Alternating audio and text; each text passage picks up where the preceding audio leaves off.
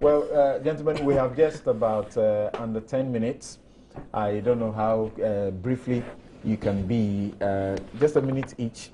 You know, already we know that cholera, there have been about 3,000 cases reported, and we've had about 30 deaths. Seriously.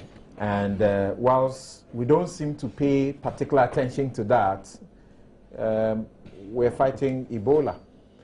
How do we tackle the two at the same time so that, you know, Ghanaians don't die needlessly of this, you know, disease that shouldn't be killing anybody?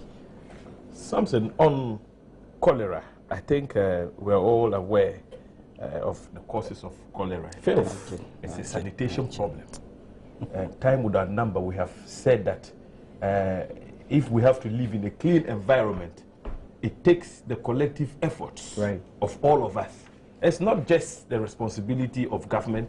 Government can provide all the conditions for us to have a good sanitation. But if the citizenry do not also, in their own way, reciprocate by way of not doing some of the wrong things like dumping refuse in gutters, etc. James, you are absolutely right. But as we speak, at my house, the bins are overflowing. You are not coming to take them away. Key point. Key point. Something I guess we all know. The AMA came out and conceded to the fact that it's not able to collect all the refuse. It's able to collect about a little over 70% of all refuse generated. And so efforts are being made to enhance the capacity of the AMA so that we can, of course, put that behind us. Okay. Now, on Ebola, I happen to have, on a number of occasions, represented my minister on the interministerial committee set up by His Excellency,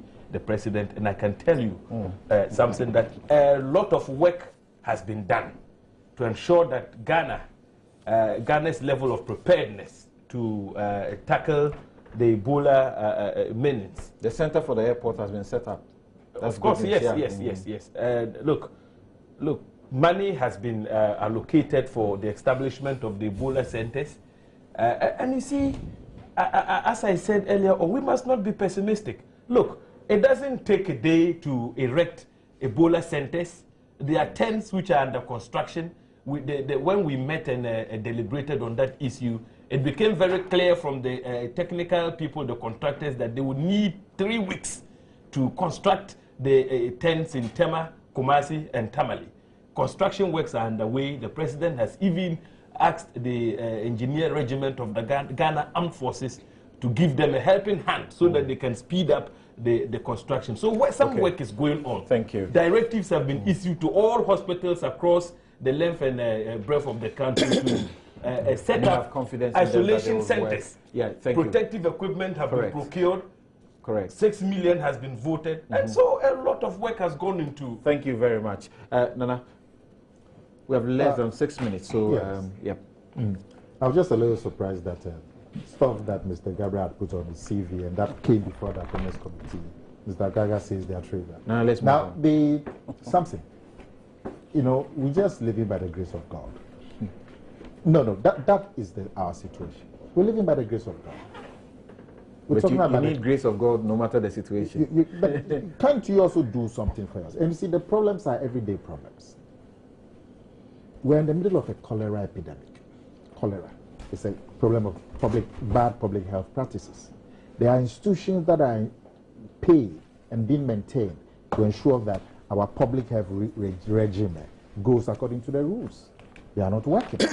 Look at the state of our local food selling industry, the chop bars, the wayside food sellers. Look at the way they are organized. It's a disaster waiting to happen. People sell cooked food by open drains right in the middle of the city. You see? And it's there every day. Those people should stop. People should stop buying from them. They will change. Is that not the case? But there are authorities set up to ensure that the practices go according to law. If the authorities are not doing that, we are the ones who are buying. We should stop. Should discourage them. The individual has a responsibility.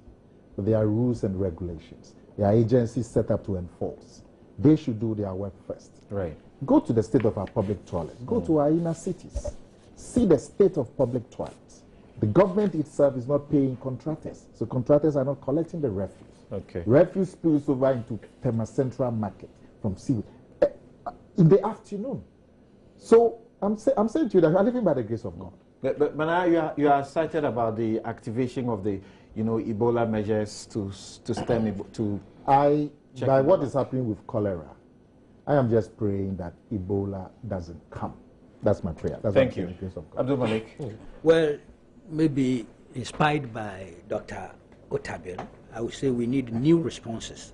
Leadership, community, institutions, and individual households. To which one of them, cholera or Ebola? Cholera especially, because it's such, I thought it was a gone, a dead thing. So the Super Morning Show watched one woman die. Yeah, for me that's an embarrassment. At the General Hospital, it's right? It's both an embarrassment and a tragedy that at this age in time we're confronted with this challenge. As for Ebola, thank God it's not yet here because you can never tell. But I think the measures that have been put in place, not too bad. Let me be honest. We don't know how ready they are until it has happened. Right. But so far, they haven't slept. I don't think the authorities have slept on their responsibility relative to Ebola. Thank you very much. Now, Godwin, Kwame Kufu expressed concern about students who are supposed to come to school. The universities have postponed their reopening indefinitely.